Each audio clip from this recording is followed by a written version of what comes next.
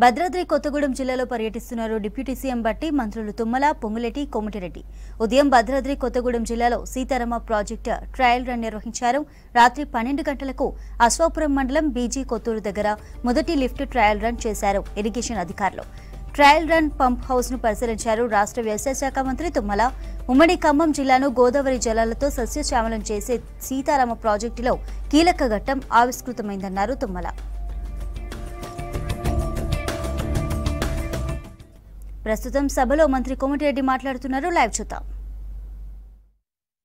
Movement లో ఉన్న నా చిరకాల మిత్రుడు పెద్దలు వారికి ముందుగా ధన్యవాదాలు తెలియజేసుకుంటూ నన్ను ఆహ్వానించినందుకు, వారితో పాటు ఈరోజు కొత్తగూడెం సింగరేణితో పాటు పారిశ్రామికంగా ఎంతో పేరుగాంచిన పట్టణంతో పాటు ఖమ్మం జిల్లా అంటేనే పోరాటాల జిల్లాగా, మంచి వ్యవసాయదారులు ఉన్న జిల్లాగా, ఈ జిల్లా ఇన్ఛార్జ్ మినిస్టర్గా నాకు అదృష్టం రావడం కల్పించినందుకు ముఖ్యమంత్రి గారికి ముందుగా కృతజ్ఞత తెలియజేసుకుంటూ, దీనికి ముఖ్యంగా విచ్చేసిన మా బట్టి అన్న 30 సంవత్సరాలుగా ఎన్ఎస్వై యూత్ కాంగ్రెస్కి వెళ్ళి వారితో కలిసి మేము అందరం కూడా కాంగ్రెస్ పార్టీలో పనిచేస్తూ ఈరోజు మళ్ళా డిప్యూటీ సీఎంగా చూడడం, ఖమ్మం జిల్లాకి వెళ్ళి వారు ప్రాతినిధ్యం వహిస్తూ మొన్న ఎన్నికల ముందు మండు టెండలో ప్రజా సమస్యలు తెలుసుకోవడానికి పాదయాత్ర చేపట్టి గతంలో 5 ఎమ్మెల్యేలే ఉన్న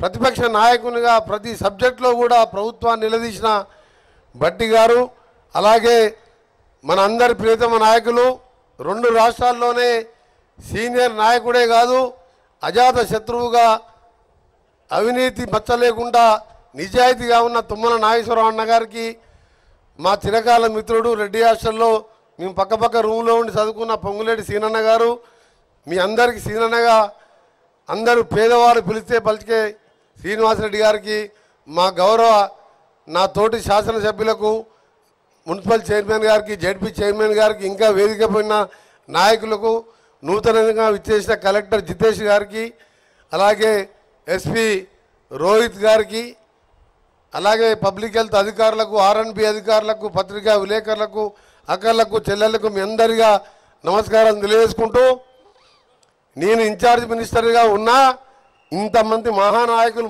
3 జిల్లా సీనియర్ నాయకులే కాదు ప్రజలతో సంబంధాలున్న నాయకులుగా పక్క జిల్లా వాస్తవంగా నన్ను జిల్లా ఇన్ఛార్జ్ మినిస్టర్ పెట్టి నాకు పెద్ద బాధ్యత లేకుండా చేసిన ముఖ్యమంత్రి గారు. 2009లో ఇన్ఛార్జ్ మినిస్టర్గా మహబూబ్నగర్, ఆదిలాబాద్లో ఉన్నప్పుడు ప్రతిరోజు సమస్యల కోసం వచ్చేవారు.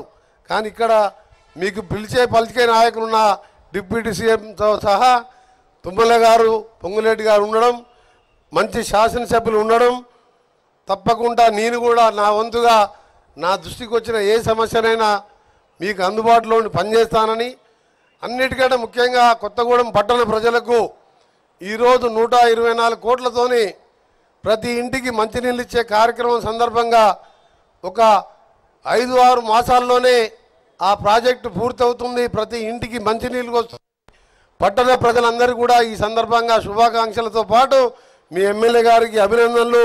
మీ ఎమ్మెల్యే గారు పట్టుబట్టి ఆ 124 కోట్లు తెప్పించుకొని రేపటి నుంచి ఆ పనులు కూడా మొదలు పెడుతున్న సందర్భంగా, దాంతోపాటు మా డ్రైనేజీ ఆర్ఎన్బి కూడా డిఎంఎఫ్టీ నిధులకెళ్ళి 4 కోట్లతో డ్రైనేజీ నిర్మించుకోవడం. ఇంకొకటి నిన్ననే నేను, బట్టి గారు, పొంగులేటి అన్నగారు గడ్కరీ గారు కలిసినప్పుడు ఇక్కడ ఆర్ఓపి గురించి సేతు పన్ను కింద 148 కోట్లతోని ఒక ఆర్ఓపి 12 ఆర్ఓపీలు ఇచ్చినాం మేము. దాంట్లో కొత్తగూడెం కూడా ఉన్నదని చెప్పడానికి సంతోషిస్తున్నాం. అది కూడా త్వరలోనే శాంక్షన్ అవుతుంది. ఆర్ఎండ్బి మినిస్టర్ అంటే మన తుమ్మల అన్నగారిని తీసుకోవాలి మన ఆదర్శం. ఆయన ఆర్ఎండ్బి శాఖ మంత్రిగా అప్పుడున్న మన పోయిన టర్మ్లో ఉన్న ప్రతి రోడ్ల అభివృద్ధి కోసం వారు చేసిన ప్లానింగ్ కానీ కృషి కానీ అందరికీ తెలిసిందే. నిన్న కూడా మేము అందరం పోయినాం. 5 మినిస్టర్లు గౌరవ ముఖ్యమంత్రి రేవంత్ రెడ్డి గారు తీసుకొని పోయి, మధ్య ముఖ్యమైనది హైదరాబాద్, విజయవాడ 2 రాష్ట్ర రాజధానులు అయినాయి, రాకపోకలు పెరిగినాయి. కొన్ని సాంకేతిక సమస్యలతోని అక్కడ బీఓటీ ఉన్న సంస్థ రోడ్డు చేయకపోతే దాన్ని గడ్కరీ గారు వెంటబడితే పోయినసారి మా తీన్మార్ మల్లన్న గారికి స్వాగతం, మొన్ననే ఎమ్మెల్సీగా గెలిచిన తీన్మార్ మల్లన్న గారికి ఆ రోడ్డు మీద 3 సంవత్సరాలుగా పార్లమెంట్లో కొట్లాడినా కోర్టులో లీగల్ సమస్యలుండి అప్పటి సంస్థగా చేయకపోతే దాన్ని క్లోజ్ చేపించి వచ్చే నెలాఖరికి టెండర్ నోటీస్ ఇచ్చి ఆగస్టు సెప్టెంబర్లో దాన్ని పనులు ప్రారంభించే విధంగా హైదరాబాద్ మల్కాపూర్ వరకు ఇప్పుడు 600 కోట్లతో గతంలో నేను ఎంపీగా ఉన్నప్పుడు చేపించాను. రామోజీ ఫిలిమ్స్ని దాటిపోయే వరకు అది అయిపోయింది. 6 లేన్ల జాబితా పూర్తి అవుతుంది. దాదాపు 6 నుంచి విజయవాడ కోదాడు వరకు గ్రీన్ ఫీల్డ్ అయిపోయి అయ్యింది. 2 గంటల్లో విజయవాడ చేరే విధంగా నిన్ననే గడ్కరీ దగ్గర మేమందరం కూడా మాట్లాడి ఆయన ఆదేశాలు ఇవ్వడం జరిగింది. సెప్టెంబర్లో పనులు కూడా మొదలు పెడుతున్నాం. ఇంకొక రోడ్డు దాని హైవే నెంబర్ 930P గౌరెల్లి అంటే హైదరాబాద్ ఔటర్ రింగ్ రోడ్ నుంచి మన వయా పోచంపల్లి వలిగొండ తిరుమలగిరి మహబూబాబాద్ మీదకెళ్ళి కొత్తగూడెంకి వెళ్ళి భద్రాచలం వరకు అందులో కూడా 63 కిలోమీటర్ల ప్యాకేజీ పనులు నడుస్తున్నాయి. వలిగొండకి వెళ్ళి తిరుమలగిరి దాన్ని నేనే శాంక్షన్ చేయించిన 2200 కోట్లు శ్రీరామ రోడ్డుగా అనౌన్స్ చేసి పెండింగ్లో ఉంటే దాన్ని మిగిలిన ప్యాకేజీలు కూడా టెండర్లు పిలవాలని చెప్పి మంత్రి గారిని కోరడం జరిగింది. దాన్ని కూడా త్వరలోనే పనులు మొదలు పెడతామని చెప్పి సీతారామ ప్రాజెక్టు కానీ ఇవన్నీ కూడా మీ జిల్లా నాయకులు ఉన్నారు.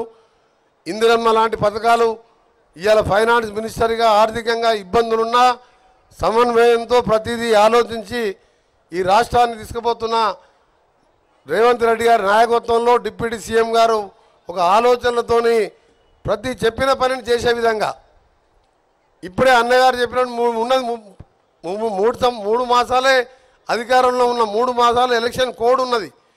ఇప్పుడు ప్రాజెక్టులు రాత్రి సీతారామ ప్రాజెక్ట్ ట్రయల్ చేసిండ్రు. మా దగ్గర ఆగిపోయిన ఎస్ఎల్పిసి సొరంగ మార్గం 2200 ఇవాళ కొన్ని పత్రికల్లో వచ్చింది. దాన్ని కూడా ముఖ్యమంత్రి గారు నిధులు రిలీజ్ చేసి పని ప్రారంభించినాం. అది అయితేనే కానీ మాకు వస్తుంది. అందుకని ఇక్కడ ఉన్న సమస్యల గురించి కానీ నాకొకరు హాస్పిటల్ సూపరింటెండెంట్ నేరుగా ఫోన్ చేసి కొత్తగూడెం హాస్పిటల్కి వెళ్ళి నేను ఎవరు చెప్పలే మా అన్నలకు మీ ఎంపీరా ఎండలు బాగా పెరిగినాయి. మా కొత్తగూడెమే కాదు ఇటు ఆంధ్రప్రదేశ్ ఛత్తీస్గఢ్ బార్డర్ కూడా ఇవాళ లేడీసు గైనకాలజీ వాడికి ఇబ్బంది ఉందని చెప్తే కూడా ప్రతీక్ ఫౌండేషన్తో కూడా హాస్పిటల్ కూడా ఎయిర్ కండిషన్ చేయందని నా తోచిన విధంగా నా దృష్టికి వచ్చిన సమస్యలు ఏది ఉన్నా సరే మీకు అండగా ఉంటానని ముఖ్యంగా ఇంత పెద్ద మంత్రులు నా జిల్లాకు ఇన్ఛార్జ్ మినిస్టర్గా పక్క జిల్లా మానిగా నాకు కూడా చాలా సంతోషంగా ఉంటూ ఈరోజు నన్ను ఆహ్వానించడమే కాదు ఈరోజు ఇంత మంచినీటి కార్యక్రమంతో పాటు మీకు మిగిలిపోయిన అన్నగారు చెప్పిన రోడ్డును కూడా వెంటనే మళ్ళా నెక్స్ట్ విజిట్లో మళ్ళా మీటింగ్ పెడతానని చెప్పారు గడ్కరీ గారు. దాన్ని కూడా పూర్తి చేస్తాం. ఏది ఏమున్నా సరే ప్రజల ప్రభుత్వంగా వచ్చే 5 ఏళ్లలో మీరు మేమిచ్చిన హామీలే కాదు మీకు ఆశించిన పాలన అందిస్తామని తెలంగాణ ఇచ్చిన పార్టీగా మా మీద ఎంతో బాధ్యత ఉన్నది. ఆషామాషిగా సోనియా గాంధీ తెలంగాణ ఇయ్యలే.